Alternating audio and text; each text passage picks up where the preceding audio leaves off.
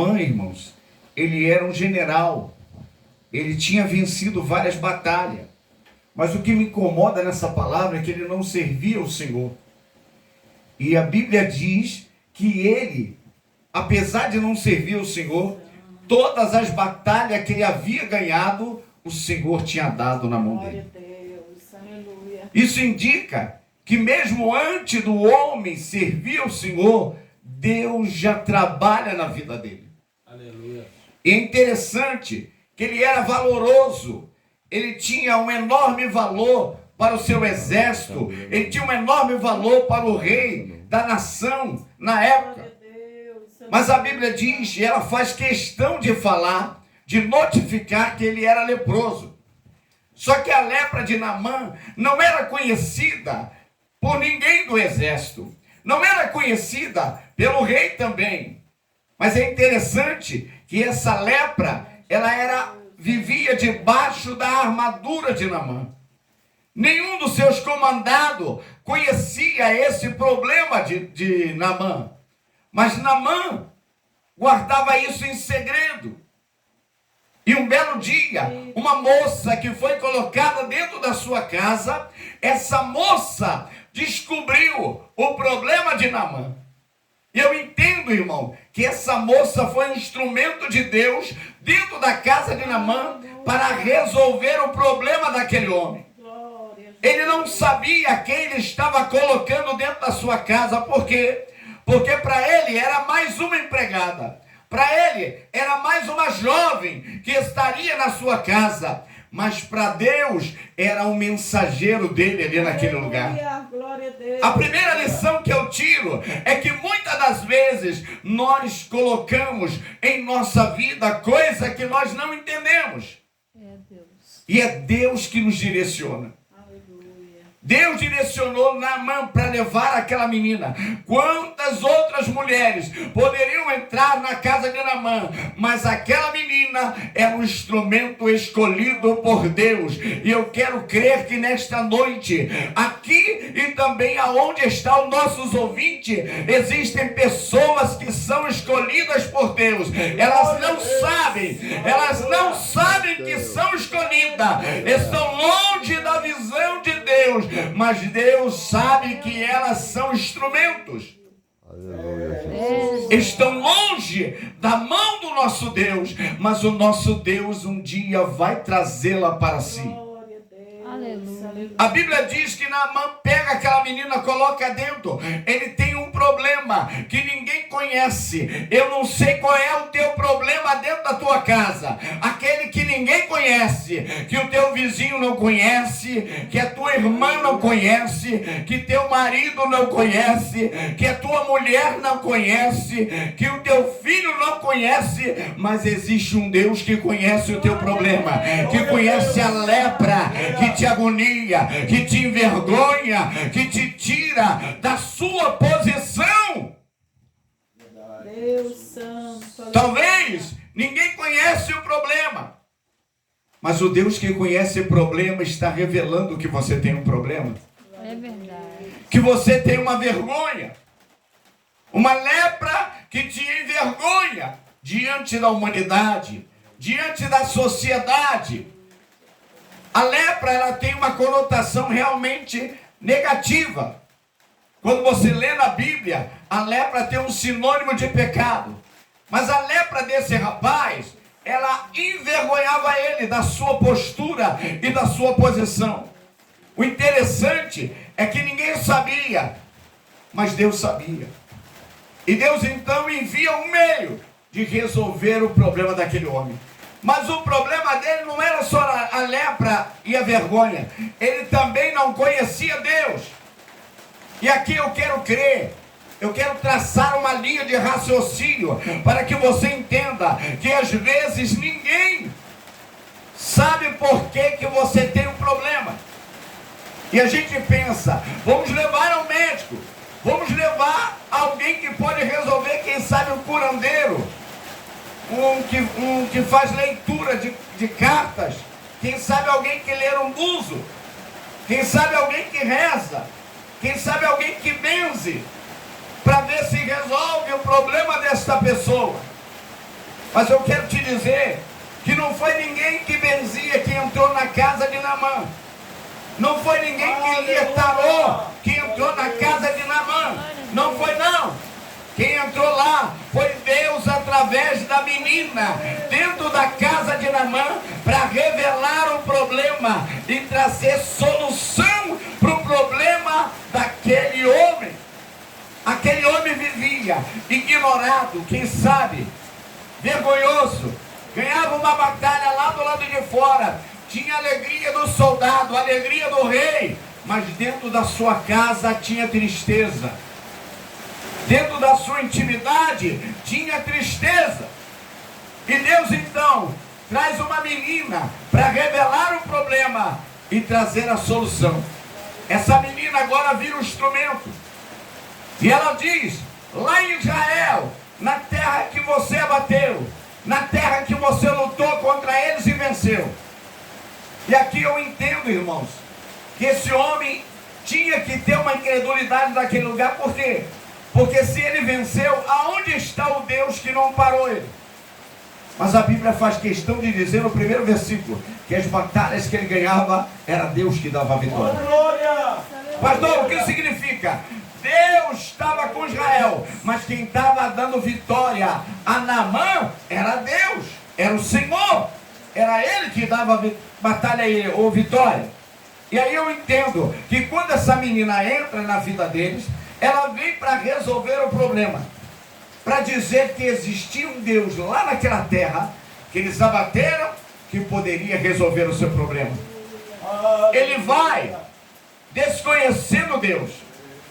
E é engraçado que ele traça o perfil de um culto. Pastor, qual é o perfil que ele diz? Ele mudou a liturgia do culto de Israel.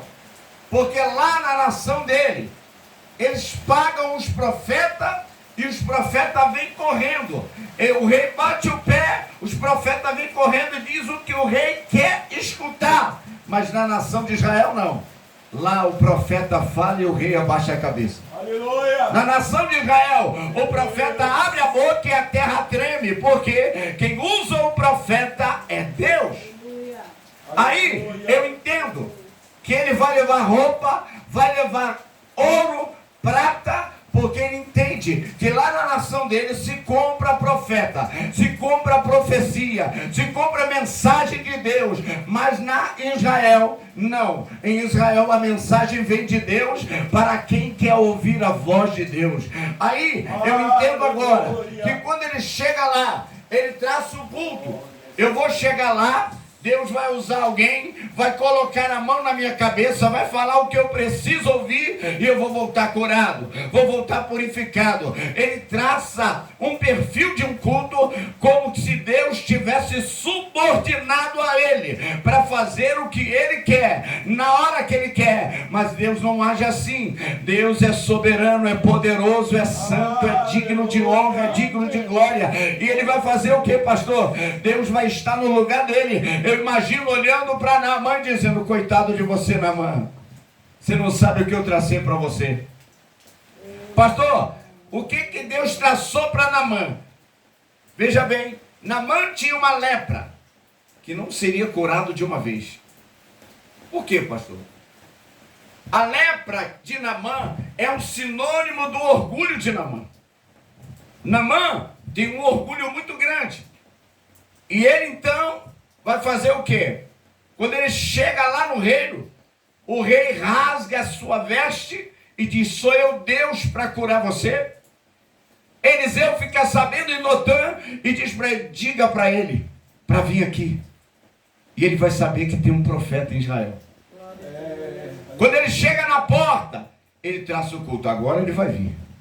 Ele olha para ele e diz lá de fora: ele vai chegar aqui, vai botar a mão em mim, vai me restaurar e eu vou sair daqui curado. Traçou o culto dele. Eliseu lá de dentro responde: diga a ele para ir no Rio Jordão, descer 7 vezes lá. E eu fico pensando: por que 7 vezes e não uma? Deus não é poderoso para isso, pastor? Sim.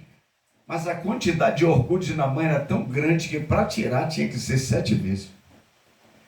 Para fazer Naamã chegar ao grau que Deus queria, ele tinha que descer 7 vezes lá na água, porque cada vez que ele descia, simbolizava: eu estou cedendo, eu estou diminuindo, eu estou mudando de opinião, eu estou mudando de conceito. Toda vez que ele descia, algo era tirado de Naamã. Aleluia! Existem pessoas que vêm para a igreja e em uma palavra ele é liberto. Em uma mensagem ele é liberto. Mas existem pessoas que são meses, são anos para haver uma libertação completa. Eu acredito que Naamã aqui agora representa esse tipo de libertação. Pessoas que vai vir uma vez, 2 vezes, 3 vezes, 4 vezes, 5 vezes. Na 7ª, Deus vai libertar, vai transformar daquilo que está impedindo de encontrar a Deus. Agora veja, Deus faz a menina entrar dentro da casa dele, criando uma situação para que Naamã chegue ao conhecimento dele. Tem hora que Deus deixa algo na nossa vida, uma marca para que nós possamos reconhecer o Senhor. Eu tenho uma cunhada que casou com um rapaz e ela era muito rebelde. Muito rebelde na casa do Senhor. Não podia algumas coisas, ela fazia escondido. Muito rebelde. E ela casou com um rapaz. E um dia eu me lembro, estávamos na casa dela em uma oração. E lá na oração Deus levantou o profeta e disse: eis que eu coloquei esse na tua vida, para ser um tempero na tua vida. Porque enquanto ele estiver contigo, ele vai te ajudar a servir-me. Por quê, pastor? Porque ele era muito duro. E como duro, ele fazia ela se humilhar na presença de Deus. Tinha que ir para a consagração, tinha que chorar, tinha que se humilhar. E tem hora que Deus coloca certa coisa na nossa vida para marcar a nossa história. Aleluia. A nossa vida. Deus, aleluia. Pastor, como é isso? Deus é soberano e não quer perder ninguém. Deus não quer perder nenhum do seu. Jesus disse assim certa vez. Ele disse assim: todo aquele que vier a mim é o Pai que me deu. E aquele que o Pai me der, de maneira nenhuma lançarei fora. Deus não quer perder. Então eu acredito, Naamã já era usado por Deus na batalha. E Deus agora queria se revelar a Naamã. E qual era a forma? Era enviar uma menina para sua casa e fazer com que ele conhecesse o poder do Deus de Israel. Agora entenda, uma vez que alguém conhece o poder de Deus, ele jamais volta da mesma maneira, porque é impossível provar do poder de Deus, provar da autoridade do Espírito Santo e voltar a ser a mesma criatura. Todos aqueles que se encontraram com Deus mudaram de história. Jacó se encontrou com Deus lá no Vale de Jaboque, voltou diferente. Toda vez que alguém se encontra, Isaías encontrou com Deus no templo, saiu de lá diferente. Quando nós vemos Paulo encontrou com Jesus no caminho de Damasco, saiu de lá diferente, porque você vai ver na Bíblia que Paulo nunca está em jejum, senão no dia da proposição. Mas quando ele encontra com Jesus, ele jejua 3 dias. Sabe por quê? É impossível encontrar com Jesus e não ficar na consagração. Jesus é santo, Jesus é poderoso, Jesus é digno de glória. Ele encontra com Jesus e ele diz: olha, um que não se dobra para ninguém, ele pergunta: que é, Senhor? Aleluia. Que queres que eu faça? E o Senhor disse: eu sou Jesus a quem tu persegue, duro será para ti lutar contra os meus agrilhões. Aí Paulo diz: o que eu vou fazer? Vai até a rua chamada direita, entra na casa de um cidadão lá, ele está te esperando. Para lá. Paulo fica lá 3 dias em jejum, orando. Você não vê Paulo orando, mas 3 dias ele está orando e em jejum. E na visão, irmãos, ele está tendo a visão que vai chegar um camarada lá, vai botar a mão nele, vai orar por ele, vai falar com ele de Jesus, daquele que encontrou com ele. Quando Ananias chega com medo, olha para ele e diz assim: irmão Saulo, o mesmo Jesus que apareceu para você no caminho de Damasco mandou eu vir aqui. Eu sei, Ananias. Ele já me mostrou em visão. Porque ele estava com medo da retaliação de Saulo. Mas Jesus é perfeito, ele prepara o caminho, ele acerta as veredas, ele coloca as coisas no seu devido lugar.